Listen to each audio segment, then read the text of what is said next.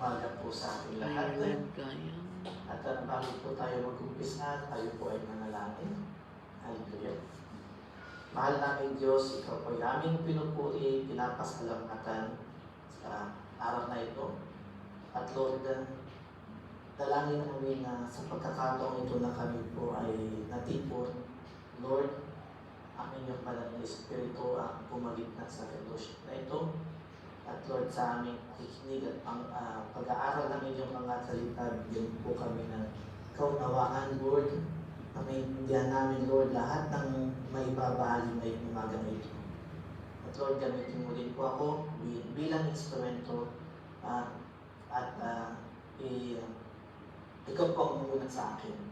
In Jesus' name we pray. Amen. Hallelujah. Amen. Hallelujah. Ang aking ibabahagi po ngayon ng ay patungkol po sa repentance. Amen. Happy New Year po ulit. At napakabuti po na umpisahan natin ang taong ito na puno ng repentance. Amen. Repentance po, pagsisisi sa Tagalog po. Amen.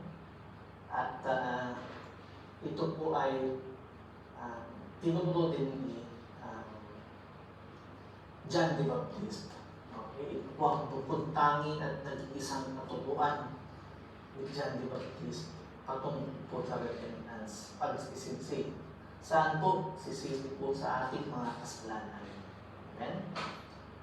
Paano po itinuro ni John the Baptist ang repentance o paano po siya nangaral? Makikita po natin yan sa Matthew chapter 3, verse 1 to 2. Umpisahan po natin sa Matthew chapter 3, verse 1 to 2.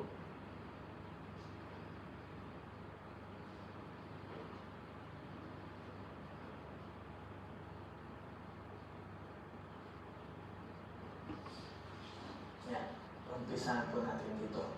Dumating ang panahon na si Juan at tagapagbautismo ay pumunta at nangaral sa ilang ng Judea.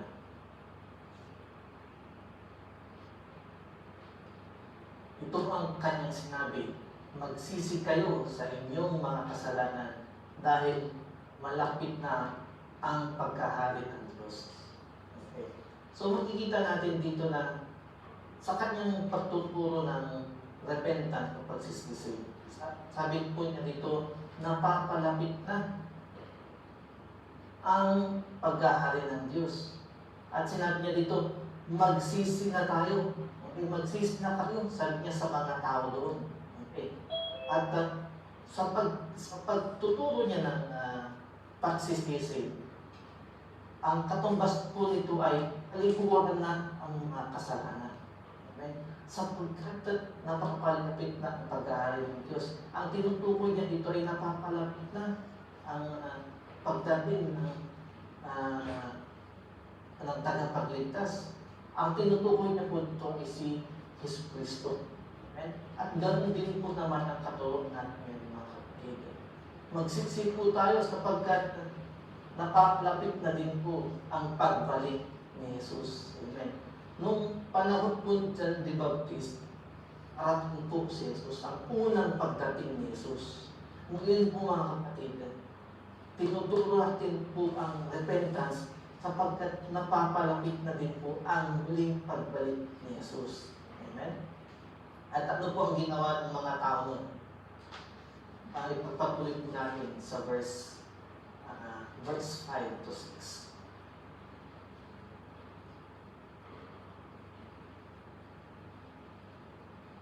Okay. Nagpunta sa kanya ang maraming tao galing sa Jerusalem, sa mga bayan ng Judea, at sa mga bayan na malapit sa ilog ng Jordan. Verse 6, pinagtapat nila ang kanilang mga kasalanan at binautismuhan sila ni Juan sa ilog ng Jordan. So dito makikita po natin na sa pagtuturo po ni John the Baptist, dinakayo po siya ng mga tao mula sa iba't ibang lugar.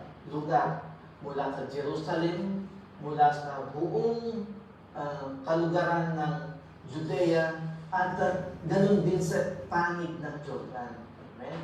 Doon po sa panig ng Jordan, meron pong tinatawag doon na Decapolis. Okay? Meaning, ang Decapolis po ay malaking lugar. Deca, tumutukoy sa 10. Deca means 10. Polis means city. Meaning, ito ay 10 syudad na magkakasama. Okay? Para po metro, Manila, kung tignan natin, no? Sa syudad po ito na magkakatabi. Okay? At sa Jordan, at sa Judea naman po, nandun din po ang Jerusalem, isa rin pong syudad. Okay, ang Jerusalem, at napapalibutan po ng mga probinsya din. Ganon din sa nakasulat dito na Judea. Okay? So, marami pong mga tao ang nakatira doon. At sila po ay nagpupunta kung nasaan si John the Baptist doon sa ilog ng Jordan. Okay? At makikita natin dito na kung paano po gumalaw ang Panginoon nung panahon ni John the Baptist. At paano gumalaw si Lord sa buhay ni John the Baptist. Siya po ay nagbigyan, pinuspos po siya ng ating Panginoon, puspos ng banal na Espiritu na may kakayahan po siya pumakot ang maraming tao. That people are drawn to Him. Okay, parte po yung ng kanyang anointing. At God anointed John the Baptist na kung sino na ang makinig sa kanya will be touched by the Holy Spirit. Amen? That whoever listens to Him will be touched by God. At simple lang po ang kanyang katuruan. Magsisi kayo sapagkat napapalapit na ang pagkahari ng Diyos. Okay? So sa English po, repent for the kingdom of heaven has come near. Yan po yung katuruan niya. Okay? Simple lang. Yun lang nag-iisa lang po, magsisi kayo. Sabi niya doon. Okay? At sa binasa po natin, sa verse 6 kanina, Matthew chapter 3, verse 6, ipinahayag o nagtapat ang mga tao sa kanilang mga kasalanan. Okay? Ipinagtapat nila ang kanilang mga kasalanan. Okay? At sila po ay nabautismuhan sa ilog ng Jordan. Okay? Importante po sa pagsisilip. Ipagtapat natin or we should confess our sins. Amen? Confessing your sin ay pagtanggap na ikaw ay makasalanan. Confessing your sin is recognizing o kinikilala natin na may mga pagkukulang tayo. Confessing your sin ay pag-amin na meron tayo nagawang kasalanan. Okay? At nagsisi po ang mga tao, nabaksak po natin ito, ipinagtapat nila ang kanilang mga kasalanan at pagkatapos nun, sila po ay nabautismuhan. Yan po ang resulta ng kanilang pakikinig at pagtatapat ng kanilang mga kasalanan. Sila po ay nabautismuhan. Okay. Ang bautismo po, pag-bautismo po, babasahin po natin yan, patungkol po dyan. Okay? So, ganun po, nangaral si John the Baptist. Okay? He was there in the wilderness, preaching about repentance. People are drawn to him from many places, and people confess their sin, nagtapat sila, and then sila po ay nabautismuhan. Okay? Buksan din po natin ang ating Biblia sa Luke chapter 3. Tingnan naman po natin kung paano isinulat ni Evangelist Luke ang pangangaral ni John the Baptist. Okay. Sabi dito, Luke chapter 3. Okay. At dahil sa sinabi ng Diyos kay Juan, nilibot niya ang mga lugar sa magkabilang palig ng ilog ng Jordan. Nangaral siya sa mga tao na kailangan nilang pagsisihan ang kanilang mga kasalanan at pagpabautismo para patawarin sila ng Diyos. Amen. So dito, makita natin na ganun din. Umiikot o lumipot si Juan o John the Baptist sa lugar ng Jordan, nangaral. Ang pangangaral niya, pagkisihan ng mga kasalanan, at sila po ay mabautismuhan. May karagdagan po dito upang patawarin sila ng Diyos. Amen? Eh mga kapatid, kung may pagsisisi, may pagpapatawad. Amen? Hindi po tayo mapapatawad ng Panginoon kung hindi tayo magsisisi. Kailangan po natin maramdaman ang pagsisisi. Amen? Yan po ang kahinaan ng Panginoon. A repentant heart is the weakness of God. Amen? A repentant heart is the weakness of God. Na kung nakita ng Panginoon na tayo tunay na nagsisisi, ipagkakaloob po niya ang pagpapatawad sa atin. God is merciful. Mapagpatawad po ang ating Panginoon. Amen? Paano po tayo magpapatawad kung hindi natin kikilalanin o aaminin ang ating mga kasalanan? Amen? So makikita natin dito na may pagpapatawad kung may pagsisisi. Amen? Yan po ang kahinaan ng Panginoon. Okay? Gusto kong makita ng Panginoon na tayo po ay tunay na nagsisisi. Okay? At kung ipagpapatuloy po natin sa Luke chapter 3, verse 10 to 14. Basahin po natin. Luke chapter 3.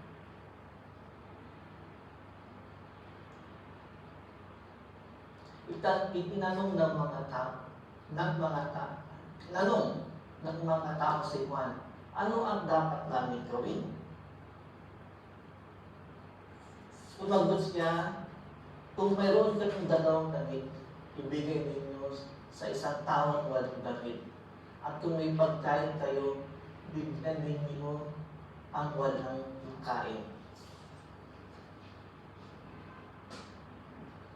May mga lumating din na nanginingil ng buwis, mga tax collector daw, upang magpabautismo.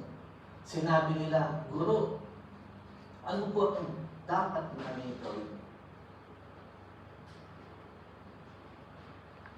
Ang kasagutan ni Juan, huwag kayong sumingil ng higit sa dapat siniling. May mga sundalo rin nagtanong sa kanya, kami naman po, ano ang dapat namin gawin? At sinagot niya sila, huwag kayong manginipil sa mga tao at huwag kayong mag-aparatan ng hindi totoo. Magkontento kayo sa mga sahod ninyo. Okay? So, sabi po dito, nung nangangaral po si John the Baptist, ang mga tao po nagtaka sila nung sila po ay nakikinig. Okay? Tinanong po nila si John the Baptist. Okay? Kapagkat sinabi mo, mag-kiss kayo. Okay? At tinanong sila si John the Baptist, kung gayon, ano ang dapat namin gawin? Sabi ni John the Baptist, kung meron kang dalawang kamay, ibigay mo sa wala. Ganon din kung meron kang pagkain, ibigay mo sa may walang pagkain. Sabi ng mga kolektor, ano naman po ang aming gagawin? Okay. Sabi ni John the Baptist, sabi niya dito, sumingil, ang sisingilin ko lang ay ang dapat singilin.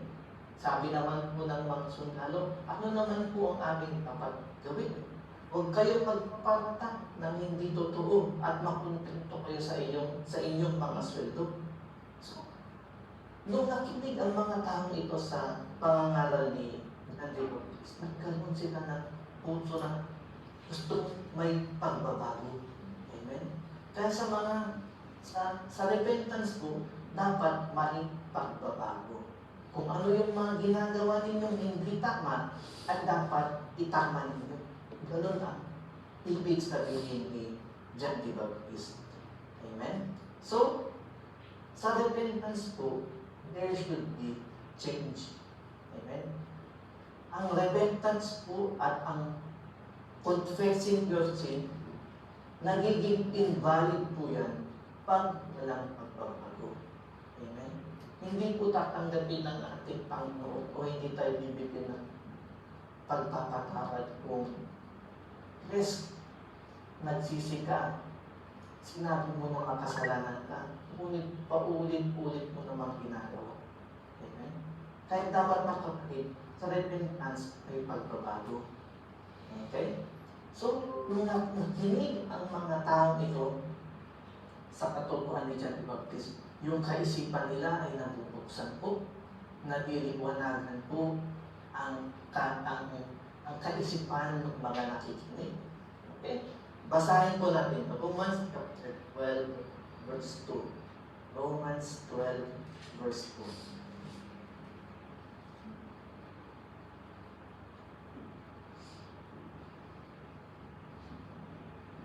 Sabi po dito, huwag ninyong tugaran ng mga pag-uugali ng mga tao sa mundong ito. Hayaan niyong baguhin kayo ng Diyos na pamamagitan ng pagbabago ng inyong mga isip para malaman ninyo ang kalooban ng Diyos, kung ano ang mabuti, ganap at kalugod-lugod sa kanyang paningin. Amen? So sabi po dito sa Romans chapter 12 verse 2, hayaan ninyong baguhin ng Diyos ang inyong pag-iisip. Amen? So, paano nagbabago ang kanilang pag-iisip? Sa pamamagitan ng kikinig ng salita ng Diyos. Ano po yung salita ng Diyos? Yun po yung mensahe ni John the Baptist para si Cristo. Amen? So, sa habang sila po ay nakikinig sa salita ng Diyos, nababago po ang kanilang pag-iisip. Nauunawaan nila ang kalooban ng Diyos. Kaya po sinabi nila, wag, ano kailangan namin gawin, sabi ng mga tao. Kami din, ano ang aming dapat gawin, sabi ng mga tax collector. Sabi ng mga soldado, kami naman po, ano din ang dapat namin gawin. So makikita natin ito, yung kanilang kaisipan ay nababago nung nakikinig sila kay Juan. Amen? Nabuksan ang kanilang kaisipan, their minds are renewed.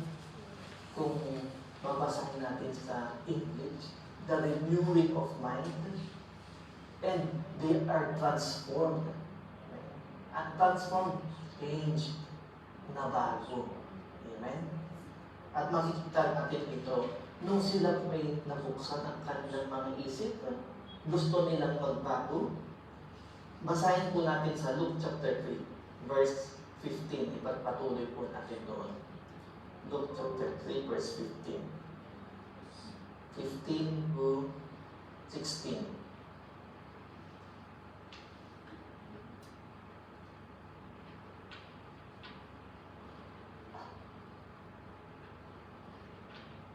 Okay. Luke chapter 3, verse 15. Nang marinig ng mga tao ang pangangaral ni Juan, inisip lang ng baka si Juan na ang Kristo na hinihintay nila.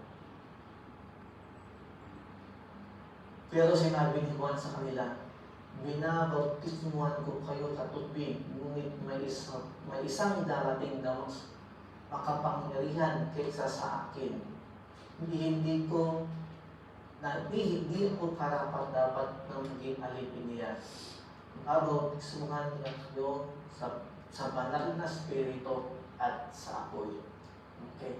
So, makikita natin dito nung nabuksan ng kanilang mga isip, okay, nanabik po ang mga tao nito. Sabi po nila, siya kaya ang Kristo na ating hinihintay.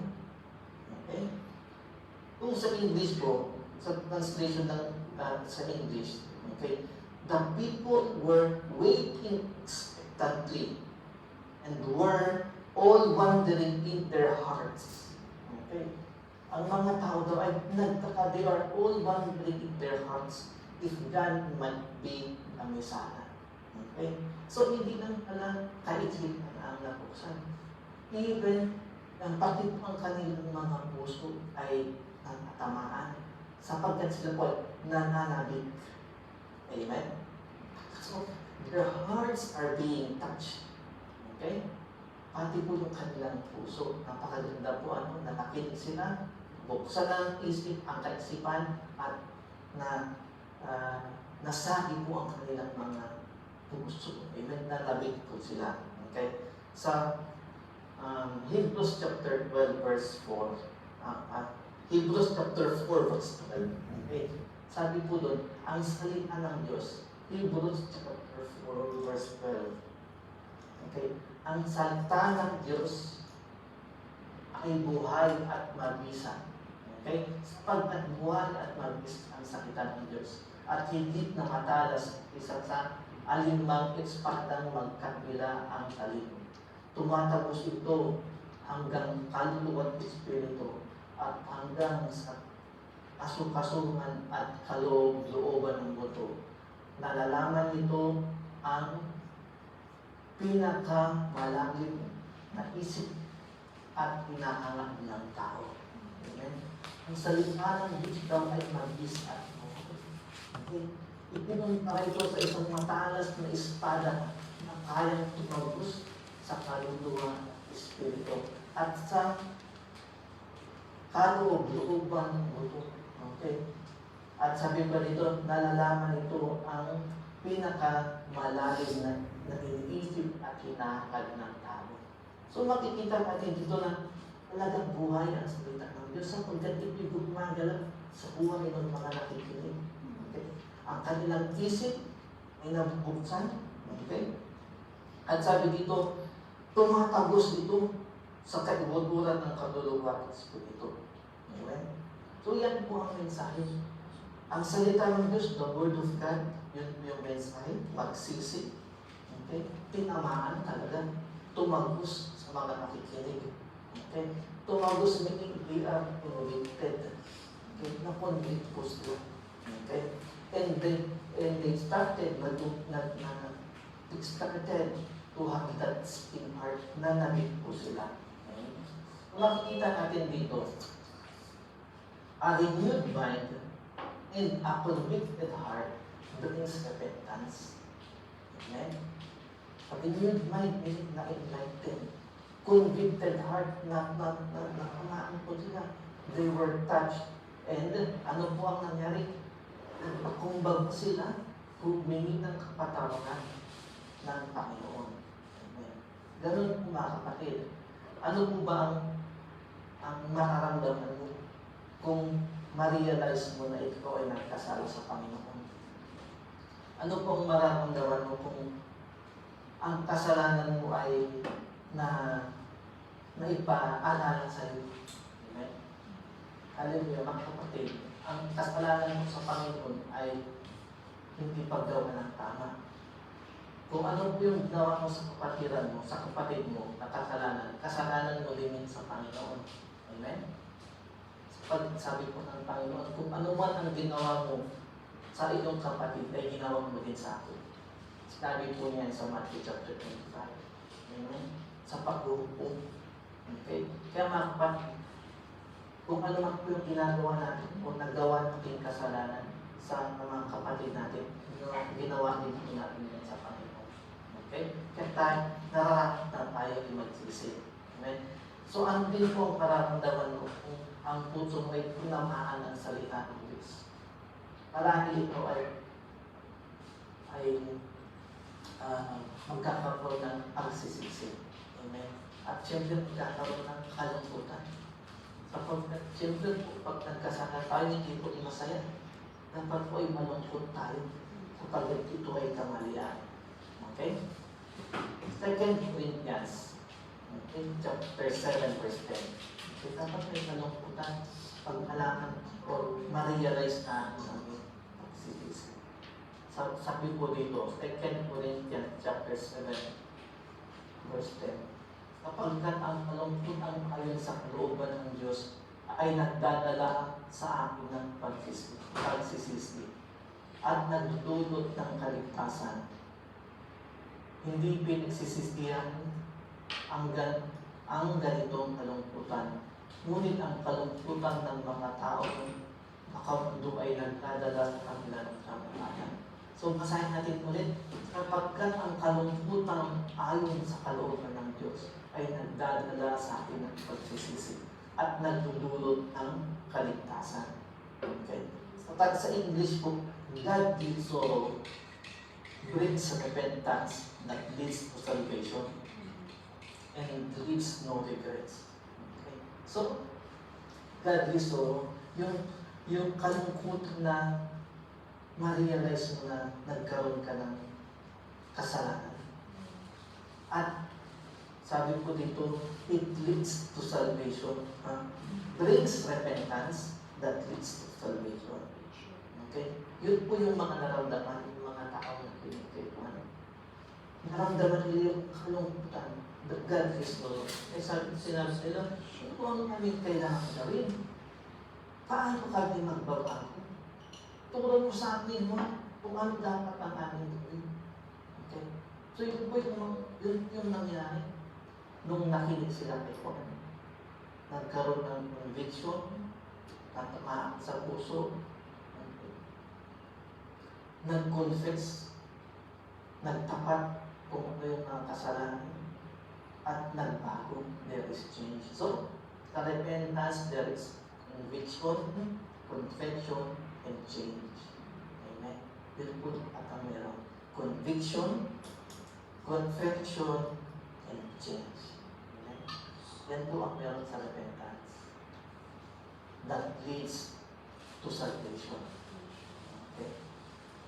Mga kapatid, nakasulat po sa Hebrews 4 verse 7.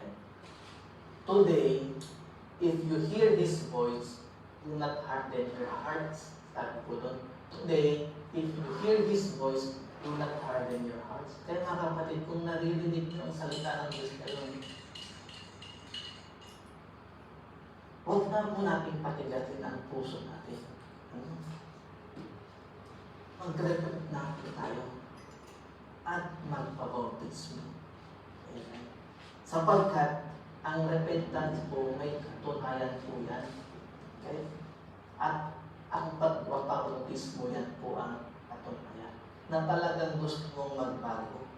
Ang patunay na ikaw talaga ay nagsisisi ay bautismo. Kaya baptism of repentance. Ang patunay na gusto mong magbago ay magpabautismo ka. Sapagkat sa pagpapabautismo, spiritually, you are cleansed. Amen. Nalilinis ka. Amen. Baptism is a proof of faith. Yan po ang ebidensya. Okay. Ang faith po, ang pananampalataya dapat po nakikita. Amen. Hindi lang po sa kaisipan, hindi lang sa puso, hindi lang sa sa pananamita, ngunit dapat po may aksyon ang pananampalataya. Kaya po makikita natin doon na nung narinig ng mga tao si John the Baptist, na-convict, nag-confess, at nagbago. Ngunit, ang ebidensya po, nagpabaptize po sila. Amen? So yan po mga kapatid, kailangan natin na magkaroon ng repentant heart. At kailangan natin magpabautismo. Amen? At mga kapatid, pagkatapos po ni John the Baptist o ni Juan, nag-umpisa din po ang ministry ng ating mahal na Jesus. At ang ating mahal na Jesus, nung nag-umpisa po siyang mangaral, repentance din po ang kanyang itinuro. Ang pinakaunang katuruan ng ating mahal na Jesus, repentance. Sabi po niya, repent, for the kingdom of heaven has come near. At nung nagpatuloy po siya sa kanyang ministry, repentance din po, kalaking din po sa kanyang katuruan. At bago po siya bumalik sa langit, repentance din po ay in-emphasize ng ating Panginoon. Kaya sinabi niya sa kanyang mga alagad, go to all nations. Okay? Inutusan niya lahat ng kanyang mga alagad, mga apostol. Pumayo kayo doon. Pumunta kayo sa iba't ibang lugar. Pumayo kayo. At bautismuhan nyo ang mga tao sa Diyos. Go to all nations, baptizing them in the name of the Father, and of the Son, and of the Holy Spirit, teaching them to obey everything I have commanded you. And surely, I am with you to the very end of ages. So makikita natin, si Jesus po mismo din nagturo ng repentance nung umpisa pa lang, nung nagpatuloy siya, at bago siya bumalik sa kalangitan. Amen? So, important po, mga kapatid, ang repentance o pagsisisi. At kailangan natin mabautismuhan bilang tanda o bilang patunay na tayo talaga ay nagsisisi. Amen? So, yan lang po ang aking may pagbahagi sa umaga nito. Dalangin ko na ang banal na Espiritu ang gumalaw sa pagkakataon ito.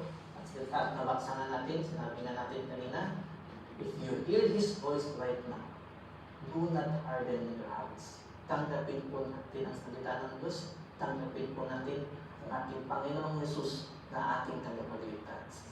Amen? Tayo po ay manalangin.